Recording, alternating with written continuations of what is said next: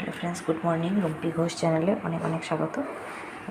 দেখো, আজকে তোমাদের সাথে আমি রুই মাছের পাতুরি কীভাবে করতে হয় সেটা শেয়ার করব।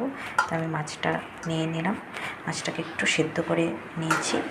এখন সেটার জন্য আমি এখানে বেগুন কেটে, এখানে পেঁয়াজ নিলাম, 2 কোষ রসুন নিয়েছি, কাঁচামরিচ, পেঁয়াজ।